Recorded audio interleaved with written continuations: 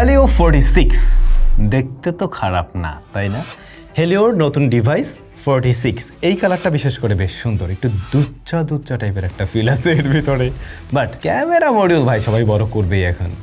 Anyway, স্মার্টফোনটা বেশ পাতলা হালকা, ধরে ভালো লাগতেছে অ্যাটলিস্ট। প্লাস্টিক বিল্ড, রিয়ার প্যানেলটা গ্লসি, ফিঙ্গারপ্রিন্ট বেশ ভালো রকমেরই বসে। এখানে হেলিওর ব্র্যান্ডিংটা এত বড় না করলেও মনে হতো আর কি, না থাকলেও খারাপ হতো না। আচ্ছা, প্যারা নাই, মানে আরেকটু ছোটো করে দিলে দেখতে আরও বেশি বোধহয় ভালো লাগতো অনেকের কাছে। এনিওয়ে, এখানে আমরা দেখছি 50 মেগাপিক্সেল লেখা আছে ক্যামেরায়, আর দুইটা শুটার দেখা যাচ্ছে। বডি ফ্রেমটা প্লাস্টিকে তৈরি, 3.5 মিলিমিটার হেডফোন জ্যাকটাও রয়েছে। IP64 এর রেটিং রয়েছে এই ডিভাইসটাতে। সামনের দিকে আসলে 5 হোল কাট আউট, সেই জিনিসটা আপনাদের অনেকের নিশ্চয়ই ভালো লাগার কথা, কারণ এখনকার দিনে তো বাজেট ফোনগুলোতে 5 হোল বলতে কিছু নেই, সব ওয়াটার ড্রপ নচ দিয়ে আসে। সো সেই জায়গায় ওর আইডিয়াটা ভালো কাজ করছে। ডিসপ্লেটার size 6.67 inch, IPS LCD panel, HD+ resolution and 5 hole cut out. Lower চিনটা একটু মোটা আমরা দেখছি। 120 হার্টজ পর্যন্ত এই ডিসপ্লেটা হাই রিফ্রেশ রেট দিতে পারছে এবং 500 নিটসের মতো ব্রাইটনেস দিতে পারছে HBM এর ক্ষেত্রে। তো এই ব্রাইটনেসটা হয় কি, ইনডোরে দেখতে বেশ ভালো, এরকম ডিরেক্ট মানে লাইটের নিচেও খুব সুন্দর করে দেখা যায়, আউটডোরেও দেখা যায়, একেবারে ডিরেক্ট সানলাইটে গিয়ে কিছুটা স্ট্রাগল করে আর কি এরকম, বাট শ্যাডো এরিয়াতে খুব ভালো করেই দেখা যায়। এখন এই স্মার্টফোনটার দামটাকে বলে নিই, তাহলে এই সমস্ত বিষয়গুলো ক্যালকুলেশন করতে আপনাদের সুবিধা হবে। এটার দাম 15,999 টাকা। 15,999 মিনস 16,000 টাকা, রাইট? 16,000 টাকায় HD+, ব্যাপারটা এখন এমনই। এটা মানতে পারবেন না, এটা বললে এখন ভুল হবে, কারণ সব ব্র্যান্ডই তাই দিচ্ছে।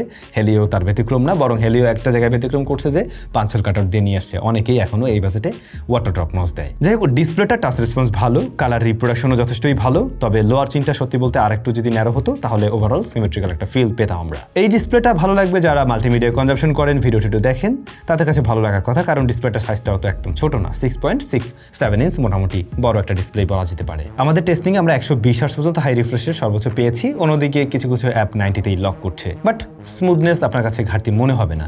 যে ঘাটতিটা আসে আসলে এটা মূলত রেসপন্সটা একটু কম দেয় UI এর দরুন, এছাড়া ওকে আছে। তবে যেহেতু এটা HD+ রেজুলেশনের, সো মোটামুটি কাছ থেকে দেখতে গেলে রেজুলেশনের ঘাটতি আছে বলে আপনার কাছে মনে হবে। আর একটা বিষয় জানতে পারিনি, প্রোটেকশন হিসেবে কি রয়েছে, আপনারা একটা গ্লাস প্রোটেক্টর ব্যবহার করিয়েন। Helio 46 out of the box run করছে অ্যান্ড্রয়েড 16-এ, সো লেটেস্ট অ্যান্ড্রয়েড রয়েছে এখানে। আর SoC হিসেবে রয়েছে MediaTek Helio Z81, এবং এটাতে 6GB র্যাম আছে, সেই সাথে আরও 6GB ভার্চুয়াল র্যাম ব্যবহার করা যাবে, 128GB storage and up to 512GB memory card ব্যবহার করতে পারবেন। স্পেক ওয়াইজ পারফরমেন্সের যে জায়গাটা আমরা দেখছি সেটাকে খারাপ বলা যায় না 16,000 টাকায়, কারণ বর্তমান সময়ে এসে আমরা দেখছি 18-19,000 টাকার ফোনেও 4GB র্যাম, তো ওরা ওখানে 6GB র্যাম দিচ্ছে, এই জন্য পাস করছে ভালো মার্কিংয়ে।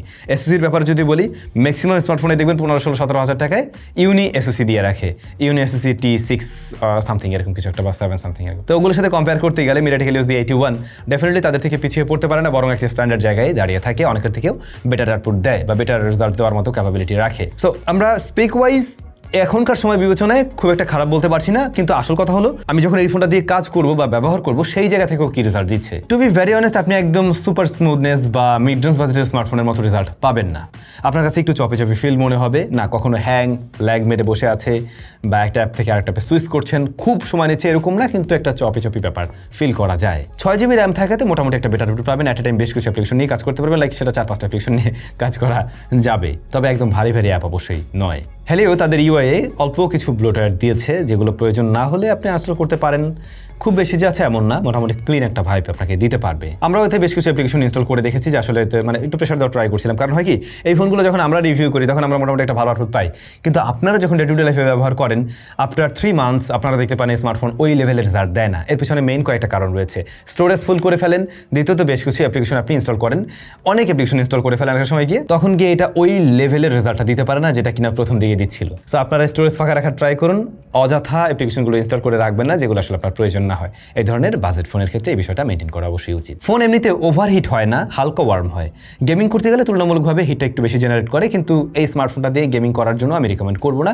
আপনারা একদম 2D টাইপের যে গেমগুলো রয়েছে কিংবা ফ্রি ফায়ার মাঝে মধ্যে টুকটাক একটু খেলতে পারেন, এর চাইতে ভারী গেম আসলে না খেলাটাই বেটার হবে। রেগুলার কাজ হিসেবে সোশ্যাল মিডিয়া ব্রাউজিং কিংবা কথা বলছেন অথবা ভিডিও দেখেন, এই জাতীয় কাজগুলো সহজে হ্যান্ডেল করতে পারে। ক্যামেরাতে আসলে স্মার্টফোনটিতে আমরা 50 মেগাপিক্সেলের মেইন শুটার দেখবো, এর পাশাপাশি সহকারী একটা সেন্সর আছে 0.8 and front facing facing camera রয়েছে 8 মেগাপিক্সেলের শুটার। এই স্মার্টফোনটার ছবি মোটামুটি ওকে, অর্থাৎ ভালো লাইটিং কন্ডিশনে আপনারা ইউজেবল আউটপুট বের করতে পারবেন। তখন দেখা যায় যে ডিটেলের পরিমাণ তুলনামূলকভাবে বেশি আসে।